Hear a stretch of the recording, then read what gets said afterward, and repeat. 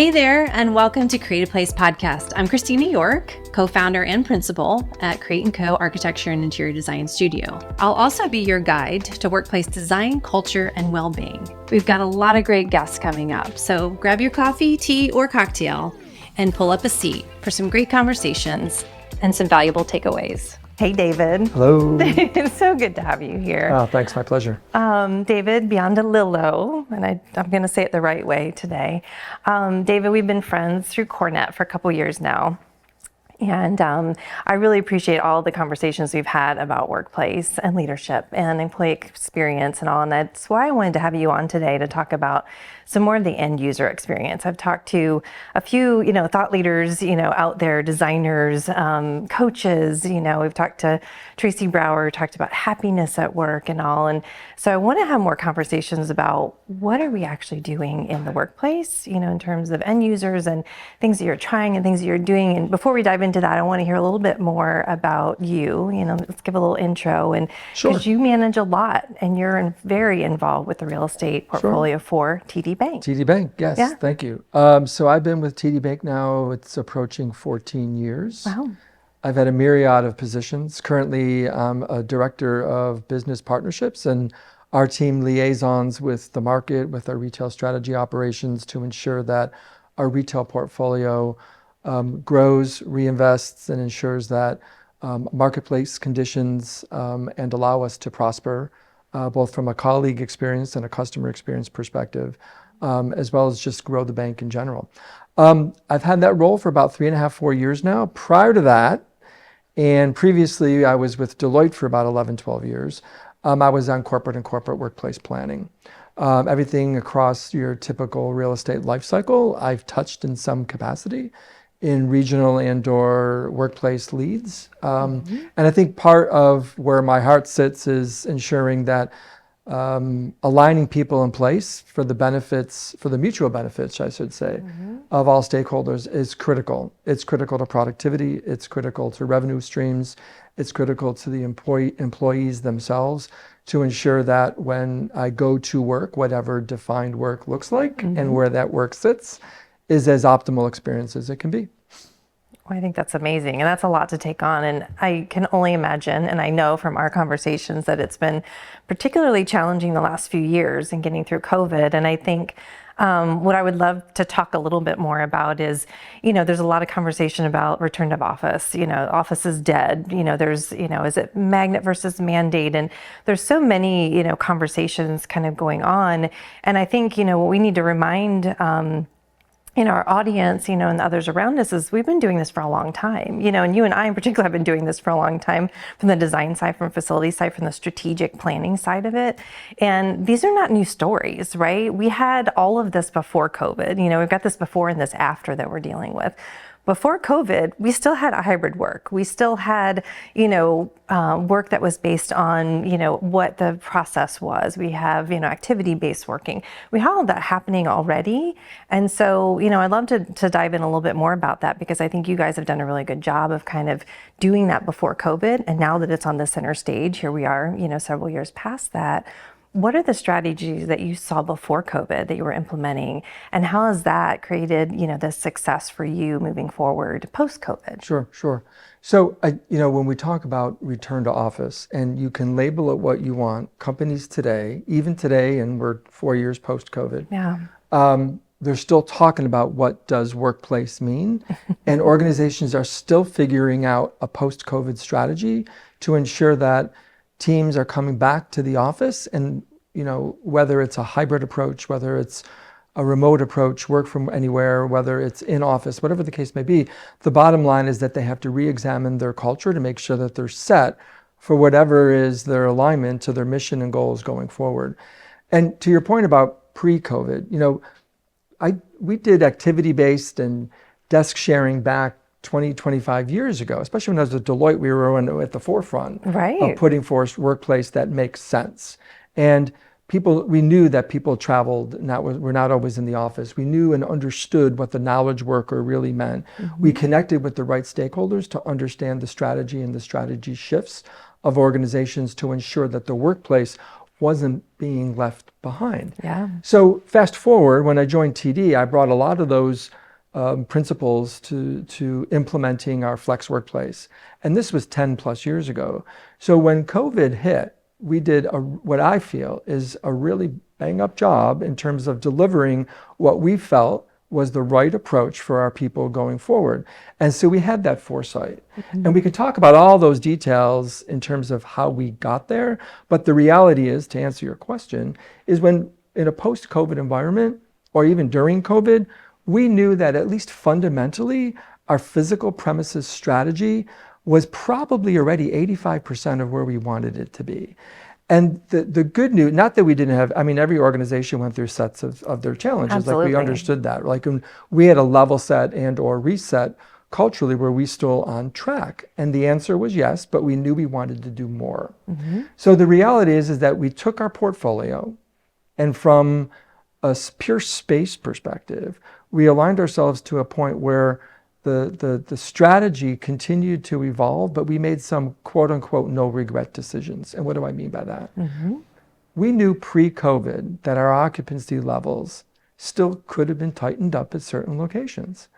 Our bank was made up of a number of acquisitions in the past, and we knew that we had some of our footprints where occupancy was not where it was optimal. Sure. And the reality is that we knew that we could shed some of that space. So out of the gate, within a year or two, we shed strategically, no regrets, actions to divest some of that space.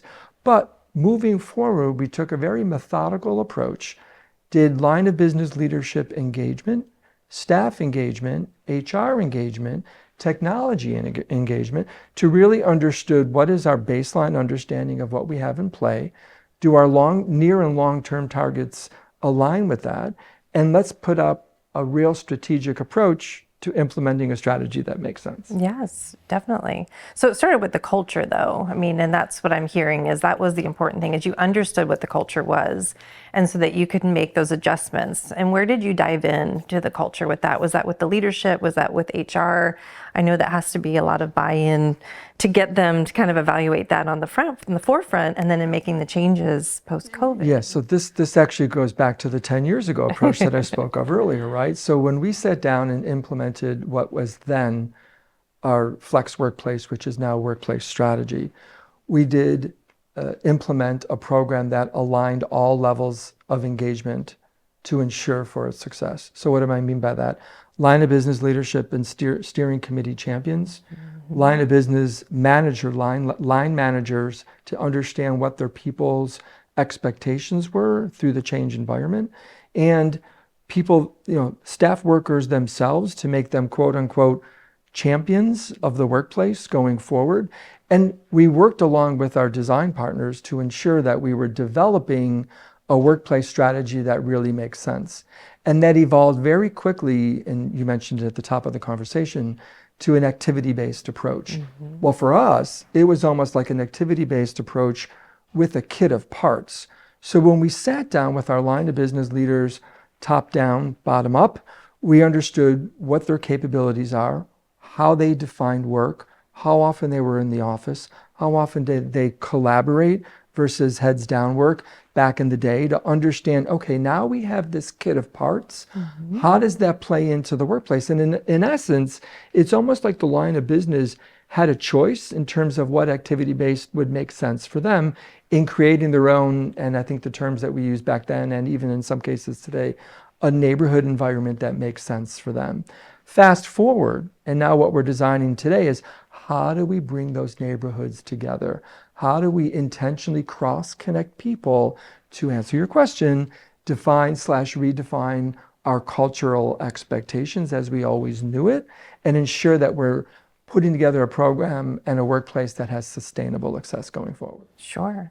Because we can't necessarily future-proof, but we can make it as sustainable as possible. Yeah, that's a really good question. We can kind of, shift it so that maybe there are some ways, like these kit of parts, if you have a kit of parts. And I think I love that because it's so important, as designers, that we dive in with you guys on leadership and HR and technology and understand, what everybody's doing, what those processes are is super important so that we can make those decisions. The term future-proof is probably going to be a term that will stick with us for some time because, Yeah. and that's going to continue to evolve, quite frankly. The reality is, and we can use as an example the HR component. When we sat down with HR, we understood what their job titles were, we understood the work that they did, and we had what I would refer to today as the people strategy alignment out of the gate from leadership. And there would be, they would have, outside of real estate and our strategy planning, they would have their own internal discussions to ensure that what we were providing and or proposing really met their expectations to future-proof them going forward. Yeah. And that is understanding how often they have physical interactions, heads down work, the need for privacy conversations, et cetera, throughout the workplace. That's not new, but your culture needs to buy into it. And if the culture buys into it, your champions buy into it. When we, looked at our change management program and how we executed that plan, it wasn't real estate that were leading those conversations. We were partnering, but a lot of the pure presentation discussions were by their own internal line of business department champions. So the message is coming from their peers, and that helps bridge the adoption of the plan going forward. And that's still a model that still exists with us today. And I would guess that's pretty important to the success of those changes, right? If you have the change champions, and you had mentioned a change readiness too. So what piece of that is a change readiness, is that really part and parcel to having those committees and those champions? Is that really what makes that so successful? We, as an organization, from a cultural perspective, we understand our capabilities for change readiness going forward. And you have to have that develop and ensure that it's a consistent manner. And with that, it doesn't mean, like we've been saying all along, that it's one size fits all. Adoption of change, there's that whole adoption change curve, right? Mm-hmm. Has to adapt, and it will adapt differently for different departments. Because if I'm a contact center or something and I'm in the office the majority of the time, at least back in the day, the reality is that we evaluate change differently, and the work functions are supported by that. Where the knowledge worker base, almost the 180 of that, has a very different approach. So the change readiness departmentally is very different than amongst different organizational departments, but ultimately you fall under the umbrella of the organization. So it's just a matter of taking time. And again, going back to, if I'm working within my kit of parts and the workplace is continuing to evolve around the expectations of staff in general, then you're going to have mutual success. And those neighborhoods may not always look alike, but they'll have the same look and feel over time. So a big shout out to my colleagues and peers across the border in Canada. We just opened TD Terrace, which is our new vertical tower in downtown Toronto. And it's probably the latest and greatest of our workplace support model, if you will, where we've really examined more of a hospitality approach to ensure that amenity-based environments are embedded appropriately across the footprint. And the vertical tower, which we have some interconnecting stairwells, we introduce a brand new full-service cafeteria, fitness, yogurt, I guess amenities that really help evolve people to attract and retain them in the office like we've never done internally for us in the past, to that degree, I should say. Mm-hmm. So I think it's important to understand how that product model needs to evolve and support what we refer to as our optimal colleague experience. And from an execution perspective, we work off of what we refer to as a TD framework, and there's 5 pillars to that framework. But one of the key is of that component is to ensure that we're executing with acuteness and understanding that we're meeting the expectations from both a schedule perspective and an overall experience perspective. One of the highlights for me is think like a customer, act like an owner. So that's one of the big pillars there. And that's what we do in everything that we touch in order to deliver and execute on something that we think is optimal for top-down leadership as well as bottom-up staff. Gotcha. So what are the functions that are at this new location in Canada? What work functions are there? How much is that interface, with the public and, in your retail level and all? So it's some front office business banking. It's some of our front office wealth folks and some of our operations teams that make up the entire camp. And we're constantly changing that model as we go forward. Okay. Is that a big commute for those folks? I'm just wondering in terms of the amenities that you're putting in, is Yeah, that because so they're coming in all day and staying, and needing a lot more of those amenities at hand? yeah, so Toronto is huge, right? I mean, it's the largest city in Canada, and the commutes there have always been a little bit of a challenge. And I think part of what we're trying to integrate continues to evolve. I mean, look, the reality is, and I'll just say post-COVID, if we're talking return to office, we started working for a more hybrid approach. But again, I think the theme is a one size doesn't fit all, right? So each department, depending on what you do, looked at how often our teams are working and should be in the office. So for more of your client facing, your business banking, your investment trading, those are more on site more regularly versus some of the operations and support teams that may be more hybrid. And then, as I mentioned earlier, our contact centers are now more remote. So when you think about the broad scale, when you're doing your initial programming for the environment, you're having to look at, well, this group is maybe coming in less than this group, but what are their needs? Well, their needs may be a need for more open collaborative teaming space, where if you have some of the more seasoned business bankers that come in and our credit management teams and such have more of a one-on-one or a balanced approach. So that design and that kit of parts is very different amongst the end users. And I think that's important that you lay that out. But the kit of parts and the design and furniture components, if you're thinking strategically, should also be flexible to quote unquote, to our conversation earlier, right? Future proof. So we're future proofing that maybe that kit of parts becomes a little bit more flexible, where you can take certain furniture components today and make them more open versus adding a panel to enclose in the future, whatever the case may be. And we're in a much more mobile Wi-Fi environment to be able to achieve that. And I think that lends itself appropriately for minimal, I didn't say minimal, but a reduced capital spend as you continue to evolve your business operations strategies 5, 10, 15 years from now. Sure. And you answered part of the question I was going to ask you about, 5, 10, 15 years from now. And it is, I guess the secret then to future proofing is the flexibility, is this kit of parts and understanding, kind of where we are and what we're doing now and possibly how that might evolve a little bit.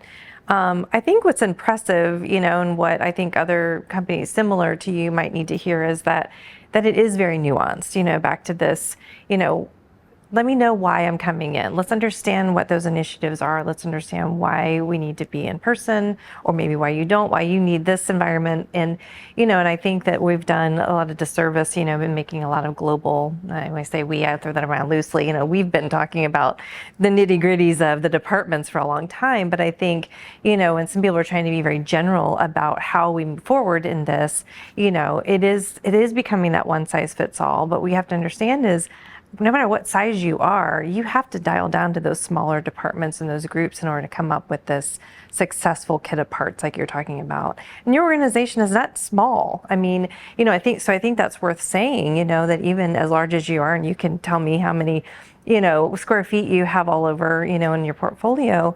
But the reality is that all of that needs to be looked at, at that level where your groups are actually functioning. We talked about how important the level of engagement top-down is. Mm-hmm. And I think one of the key questions that I would offer up for advice going forward in some capacity is that ensure that the line of business are being very transparent about what they believe that their opportunities and challenges and where they sit and how they need to bridge to where they need to be. So when we talk about your question on the kit of parts again, is like we said, once you know that and you know what the future, like, look, no one has a crystal ball. Like technology is an important piece, right? Technology is changing so swiftly that we could say that that this team is working this way this year, but in 2 years or 3 years from now, they'll be working very differently. Sure. And sometimes you just don't know that. So you try to build in as much flexibility as you can to support that. But one of the things that we allow to help support that flexibility and understanding of how that kit of parts and workplace needs to continue to evolve is understand what's today's, a day in the life, a day in the work life, if you will, of what each department or sometimes staff members do and how they pivot, and ensure that the kit of parts is matching that exercise appropriately. And that day in the life is now going to be very different, even within the departments for some folks. So when you go back and you make a recommendation from a design and workplace strategy approach, it makes sense. You have some aha moments maybe, and then you align yourself to make sure that it fits within the kit of parts that you're planning. And 5-10 years from now, you're going to ask those same questions. And if you come 60 to 75% close of marrying today's kit of parts to what the future may hold, what does that day in the life look like 10 years You're from now? winning. Exactly. So, I mean, like How I'm not. often do you do a check-in like that to see how the alignment is? Is that an annual thing? Is that an as needed? What triggers Yeah, those so conversations? we will. So I'll take it at the baseline of delivering a project from our change management approach. We address it 30, 60 days, we address it 90 days, and then we address it 6 months and then a year. We will do staff surveys and feedbacks to ensure that we're in check. We have utilized, one of the very first implementations was with our audit group. And auditors typically more heads down focused initially back in the day. And, they're much more of a knowledge worker base just in general. And it wasn't an easy push. It wasn't an easy push-pull. I mean, the relationship was really good. We had a strong relationship from a real estate side perspective. Sure. But there wasn't an easy, let's just buy into the program, right? So we took one of the loudest naysayers and brought him through more of a one-on-one approach of how we think that it can work. We asked him to work in this flex environment previously. And within a relatively, I would say, short period of time, he understood the benefits, going back to the day in the life, right? He understood how that could probably work for their team. And today in a hybrid approach, it actually totally makes sense, right? But back then, being a naysayer, we pulled him quickly. And now, not only was he a lead managing champion for the audit group, we took his story to other lines of businesses. So he could tell peer to peer, line of business to line of business, how successful it could be and how it can be overcome. And then, once you gain that momentum, it really does help. Now, look, it's not one size fits all. So we, from a success perspective, from a workplace strategy, wanted to build our own successful campaign of adopters. So we were strategic on pivoting to certain lines of business that we felt would be most beneficial out of the gate. And then you build upon that momentum as well. And in a post-COVID world, I will tell you that for us, it wasn't about coming back when we were bringing teams back to the office about how we need to switch up the environments as we knew it. It was about how we're just going to bring the folks back, knowing that the physical premise was probably 80%, 85% there, and we just needed to tweak it for our immediate return. And as we looked at ourselves, we looked at some progressive industry standards, we looked at some of our peers, we understood where we needed to be to ensure that sustainable success could be achieved. I love that. That's my favorite, is to take the biggest naysayer and turn them into your biggest champion. I think, when we've had the opportunity to do that over the years, that started with Walmart and Sam's Club years ago, is just getting together that collective of people and really pointing out the people that are, they are the most heels in the ground, not going to change kind of people, because I think that then they become, your biggest skeptic. So they're going to really dive into it. And then once they do get on board, they're going to be, that biggest champion because they know and because they see the reasons, not because you swayed them. It's not an emotional decision for that person. So then they can actually go out and help you, champion the rest of the project. It's funny so you talk about lessons learned and learnings just in general. I was first exposed to workplace and hoteling concepts back when I was with Deloitte. And when we were implementing the new workplace program and strategy there, we actually took a floor in Houston. It was an empty floor that we had. We took a floor, we took a quadrant of that floor, and we created what we refer to as the optimal environment. And similar, although we wouldn't call it a kit of parts, but similar, we had all the types of work settings that we Yeah. felt made sense. Pilot space. Exactly. And there was a formal program to bring all of our managing directors from our markets across all of North America through this space and their leadership teams. We had scripts, videos, the whole 9 yards, and walked them through and had sit down sessions after what do you think works, what do you think doesn't work. And we did that probably for 6 to 8 months to take those learnings to help evolve the program.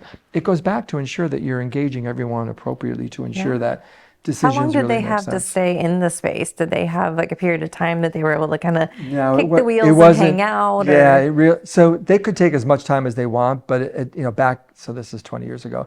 Yeah. It wasn't an active live environment. It was a pure pilot prototype, as you mentioned. Gotcha. But they could stay there as long as they want and talked about what we refer today as the day in the life, right? And to see what would work and what may not work, including as you look at how you design space for, like before it was how much square foot per person. Well, those metrics are out the door now, I think. Like how we're measuring active use of space is very different today. And that's why the whole technology component, the whole AI component going forward is so critical, and how we're measuring utilization of space. And it's a little bit maybe more subjective as much as it is from a heat mapping perspective, because you really truly need to know and understand what teams are doing in those spaces Right. to help it evolve to whatever that next level is. People just really want to feel like I can be just as productive here as I was at home if I was previously working more at home than I am now, as if an not example. more productive here. And it's always the case where those unintentional interactions help breed future conversations or dialogue Sure. that help productivity that you wouldn't get necessarily all the time from jumping from Zoom call to Zoom call, Yeah. while you are remote. So much a happens balanced in that approach. minute after that 5 or 10 minutes after the meeting or before the meeting. Right, and more broadly, and this is, there's a lot of scrutiny from consultants and what I refer to as LinkedIn pundits sometimes, where they're criticizing organizational decisions. Yeah. And until you really sit down and have a conversation with that organization, you do not know that whole story. No. And so some of the decisions that they're making to help them ensure for success in the future, I don't know. I don't pretend to know. I mean, certainly you can have open dialogue and design charrette sessions across industries, whatever the case may be in terms of understanding workplace. But until you really know the nitty gritty in terms of the hows and the whys, let those companies make those decisions appropriately so they can ensure for their own success going forward. And look, if they make mistakes, then they made mistakes and they're going to have to live with those mistakes. Sure. But the reality is back then and what we're doing now, we have so much data to help us make the right decisions. And I'll tell you, it goes back to what I said before. Executive leadership need to understand what their mission is in terms of what they do as a business, and ensure that the people and talent strategy right behind that supports it. And then behind that, the culture supports that. And if you feel like the culture in how you defining workplace for you doesn't really align to those 3 prongs, you may not be setting yourself up for success. And I think that's the real questions that leadership needs to ask. At the end of the day, real estate supports the physical workplace environment, but the reality is that the culture is led by the executive leadership themselves. And if you don't, we always say that if you have to walk the talk, right? So if you don't understand the talk, then you're not going to know the walk, and vice versa, quite frankly. So I just think it's important that leadership needs to know and understand, and our industry needs to ensure that we need to give that space so they can reflect and work through those strategies while we support them in tandem, if you will. Sure. So what advice would you give to a leadership team if you were someone in another company in your position and they don't know what to do right now? Are you saying in real estate? In the real estate, in the real estate realm. Yes, if you're talking to a leadership team about their portfolio, it could even be your industry, you're in the banking. What would you tell them to get started? Where would you tell them to start? If you haven't come up with the kit of parts, if you really don't know where you are on the coming back to office, you're just sort of just now starting to figure out that you need to work on this a little bit, where would you start? If I was to talk to a real estate industry peer on the advice level, I would say know and listen to your client. but ensure that you're asking probing questions to ensure also that you're aligned on whatever you develop as a recommendation going forward. And that goes back to ensure that the line of business and executive leadership know and understand their culture base and developing workplace strategies that support that. I think that's probably the most critical component, is actively listening. Yeah. Because then you'll be able to actively consult and execute. Dig in, talk to the people at all the levels, understand what they need. And I always think it's interesting to go back and tell leadership, kind of here's what we found, because there is a disconnect a lot of times. And so we really have to rely, on that middle management layer, and those supervisors and those team leaders to kind of help inform that, right? Because they don't, those people don't always have a voice. So we're working on our next gen retail platform today. It's a 3-year program for our retail environment. And we're still coming up, let's just do a quick survey of these regional or store leaders to ensure that we're going down the right direction. Like, we have a retail strategy operations team, and we have an executive leadership team that know where they want to move the next generations of our stores going forward, our branches going forward. And we have to ask ourselves, is this the right thing from the store level management perspective? So ensuring that you're constantly asking and probing the right questions and truly listening is only going to, and look, if you show that you're listening, you know that at the end of the day, whatever you deliver, you understand and are transparent of what you're delivering based on that feedback. And you know that you already had them as an adopter of the program going forward because you did that initial outreach. And I think some organizations, both, and I would say as an advice to peers in the industry, as well as to clients that we serve, you're asking the same questions, because you're only, going to shoot yourself in the foot if you haven't tried to understand what truly they're going through by those probing questions and listening to those answers. And half the time, look, it's, my whole life it's been relationship building. So relationships matter, and that transitions to successful workplaces. Well, thanks, David. I think all that was really great information. So much to think about, and I know hopefully this will be helpful to others, that are in your position and that are working through all of these changes too. Because I think what we talked about here is that we're just kind of reiterating a lot of these relationship, and the understanding and the probing, and really at the base of it all is getting in deep with those teams, that are working, and your stakeholders and your customers, and understanding what they need. And then also what, leadership needs at that level too. And, I love how people, folks like us are kind of in the middle trying to bridge those gaps, and liaison between, all of the entities to give, the spaces, and the places that, that we feel like are appropriate. Well, thank you. I appreciate the time so thank as you well. for being here. Absolutely. And great conversation as always. As usual. And if anybody has any questions, people can find you on LinkedIn. Absolutely. And we'll address anything that comes up or any other questions. Outreach. Thank you. That's what we're all here for. Thank you. That's great. And we'll have more comments in the show notes too, on where they can find you, and also if any other questions come up about, design and workplace strategy, we'll help field those too. So thanks again for coming, and thanks, Kristina. Talk to you soon. My pleasure. Take care. Hope you come back soon. Hey friends, if you enjoyed today's episode, please join in the conversation at Creative Place Podcast on LinkedIn or Instagram. And don't forget to subscribe. We're so glad you tuned in to Create a Place, and look forward to seeing you next time.